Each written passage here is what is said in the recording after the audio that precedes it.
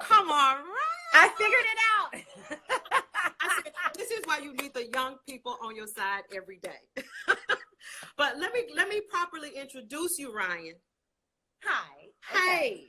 Okay. I'm hiding and running from my child. Everywhere I go, he wants to go. Look, seek shelter. Seek shelter. Seek shelter. But I want to say for you all, this woman is a friend. This woman is a mother, clearly. This woman is a scholar. This woman is a wife. This woman is an artist. This woman is a daughter. This woman is Ryan Michelle Bathe. And I'm so grateful that you are taking time out, clearly, of your very busy schedule. And we can talk about this too, about parenting during this time and in this moment for the boys you have at this age. Yeah. That's a jump, that's a leap, but let's go. Right. Right. We might go in deep too fast, right? Right.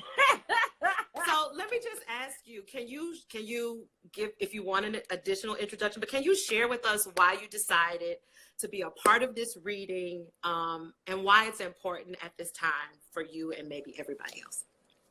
Well, the first part is very simple. You. It's true. You asked, I said yes. Right on. That's just how that goes. I love you. No, I love you too. I mean, honestly, I love you too. And for me, that, you know, you are one of those people that you're a real one. You not for real. You listen, you know when I knew you was a real one? Right. You don't probably remember this. You were sitting in your car and you were talking to one of your sisters. And I walked by and this is all I saw, y'all. And I was like, and then you were like, you rolled down and you were like, hold on, girl, I'm talking to my sister. And I was like, oh, she a real one. She a real one. Like, it's so true. Like, Kimberly is a real one. And I call her sister, and that's how we talk to each other. Yes. And I was like, and it just, and in all honesty, it was so familiar at once and so true. And you have maintained that core of who you are, no matter what, no matter where, no matter when. And I have always respected that. And, you know, you were one of my actress idols and people idols and mommy idols. So you asked, I said yes. So that's the first part is very easy. And then the second part is I feel like our generation has been really interesting, right? Because we heard about civil rights movements and all of those things and then we were young enough that it had become legend and lore at that point, right?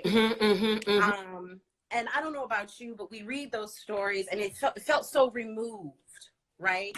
Everything in our life as young people felt so removed from the civil rights struggle and so removed from reading about Lena Horne and how artists used their platforms, right? And then as we became artists, and I mean, you're always an artist from the time you're a child to the time you're adult, but when we became adult artists, the struggle was so elusive. Come on. What there was to struggle with was so, I mean, it was still there, but it was so well veneered that we couldn't say anything. And every time you said something, you were either called bitter or you were called, well, don't you see how far you've come? And you're like, yes, I do see. And I'm so grateful, but this is real. This right here is not, this should not stand. Yes.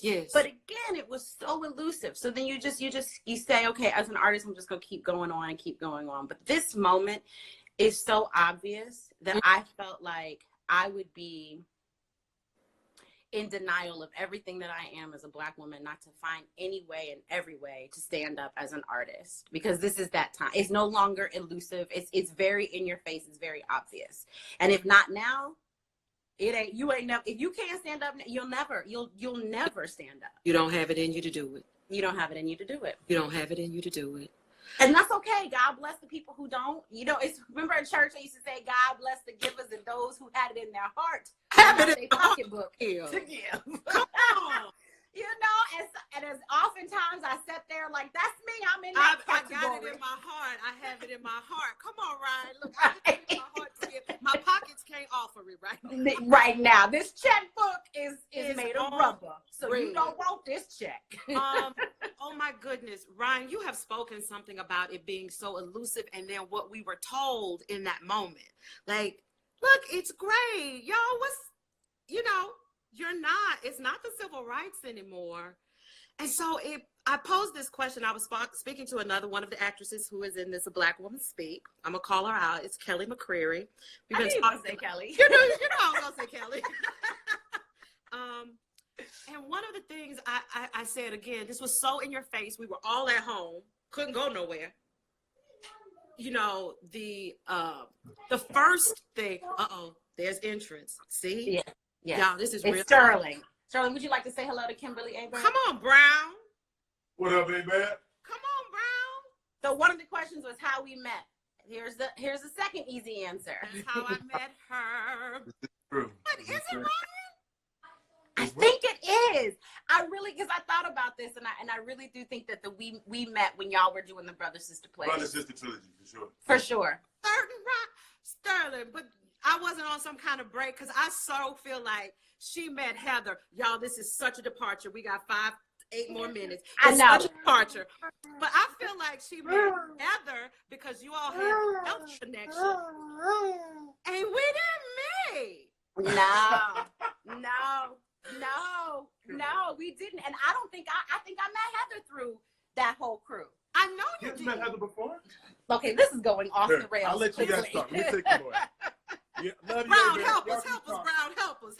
I got you. I'm pretty sure. I think Sterling is right. I think he had met Terrell during Yes. the Sundance thing, Sundance Theater the Lab. Sundance Theater Lab, and then when the trilogy came to at the Publix, as Terrell calls it, we putting all the business in the street. See, this was not. I'm like, we needed a filter, somebody to be like, y'all on camera. Okay.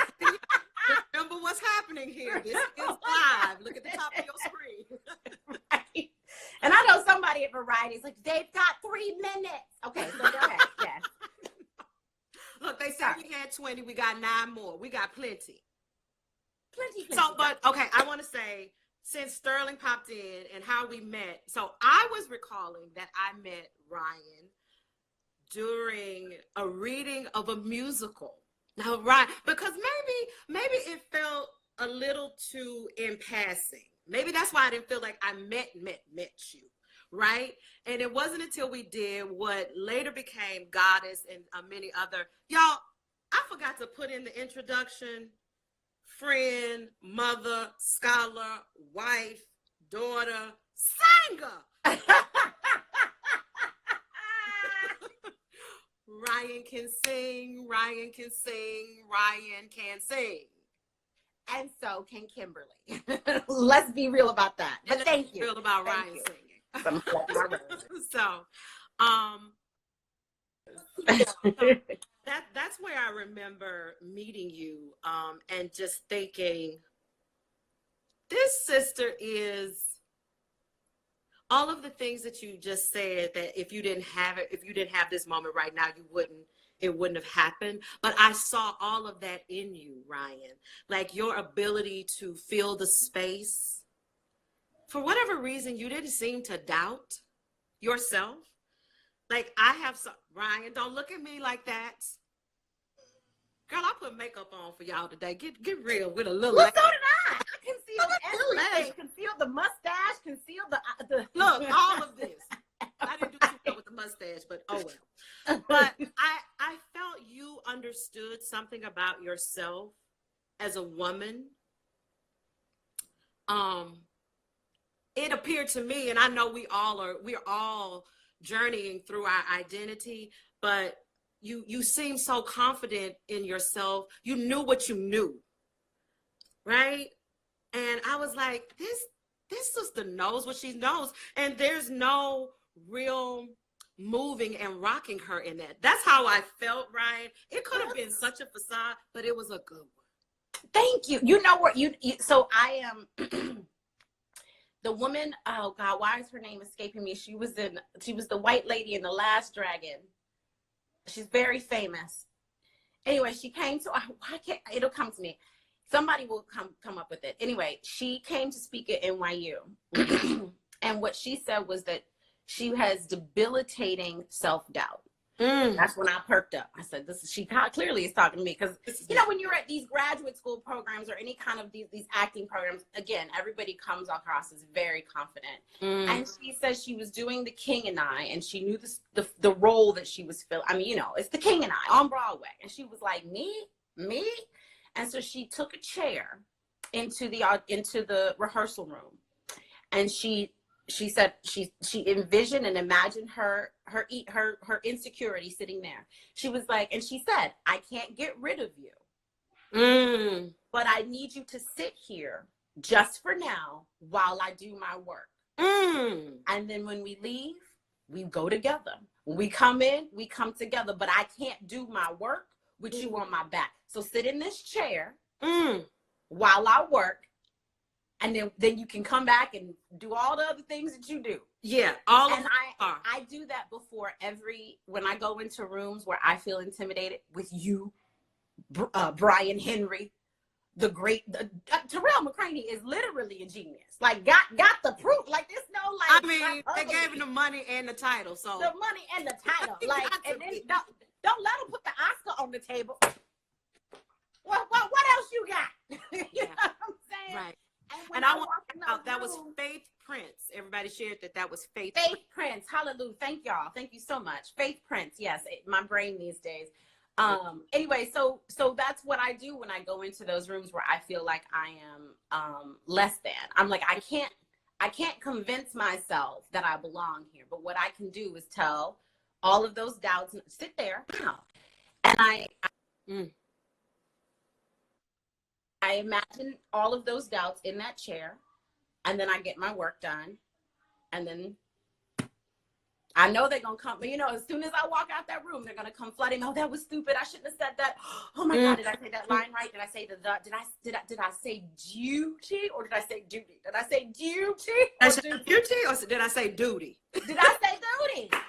Was I ignorant or was I ignorant? Like, Ryan, it's an ability for you to be either of those. I know you. I've seen your work. I've been privy to how you live your life. So I appreciate this advice, because I think particularly in this moment, in this time, we all, and women, and I think I'm speaking specifically of women of color and Black women specifically, we're gonna have to seat every debilitating aspects of what has been foisted upon us in the world. We're going to sit it down, because like you said, there's such great work to do. There's work to do right now. Absolutely. And this is real quick. How are your boys? They're okay. The littlest one is Amari, and Amari is doing all right. He'll have every week, maybe twice a week, he'll have inexplicable breakdowns. Just inexplicable. Like just crying over a toy, and it'll last for about 20 minutes and then it's over. And I think that's his way of processing all these big emotions. When Corona first started, he took a bunch of cups. He took 15 cups and he lined them up and he put water in it. And he said he was preparing for the party that he would have when all his friends could come visit him. So I think that's how he's processing. It's a little more obvious. My oldest, it's a struggle. We struggling. He's mature for his age, and Jamila's on here. Jamila will know. Jamila will tell you. He's a very it's not easy with the oldest. It's harder with him because he feels things very internally and he doesn't always express them because he's 8, So, and there's only adults are having a tough time with all of it, So yeah. And I took them both to one of the family rallies that they had on like last Saturday or one of the Saturdays. Not the big ones on Sundays, but the ones where the families came to. And so he could kind of see. And I may have scared him a little bit more than I needed to. It's very complicated, but the oldest is not so great. The youngest processing better. Thank you for sharing that, because I think sometimes we need to be reminded that we're families. Like, we have people, I was in the car with my son. We got pulled over by the police, driving to a graduation drive-by. And my son began to say, let me take everything out of my pocket so they don't think I have a gun. And the way in which we're all processing, and particularly our boys, that their lives are expendable and it wouldn't even be at their fault. You know, I think we have to honor that to mothers, to black mothers of sons. We don't have a lot more time. So I want to say thank you for doing this, for opening up, for sharing, for having Brown jump on, for being a light in my life. I want to remind everybody that Ryan Michelle Bathe is going to be reading one of our many star-studded, The Star of A Black Woman Speaks. We're going to have it posted on June 19th, which is our holiday. I grew up in Texas. We celebrated Juneteenth instead of 4th of July. It was our Freedom Day. So we're going to have it on our Black Rebirth Collective website. Sister, I love you so much. I love you too. We should do this more often. We should. Why not? If, you know, like, we don't have to have 100 people watching us. We don't. You know we should. Right? Okay, you all. Tell your babies, I'm loving you. I'm loving on your babies, and I'm giving you strength to keep on carrying on, sister. Thanks. See you on the 19th. Absolutely. Bye. Bye. Mwah, mwah, mwah, mwah, mwah, mwah.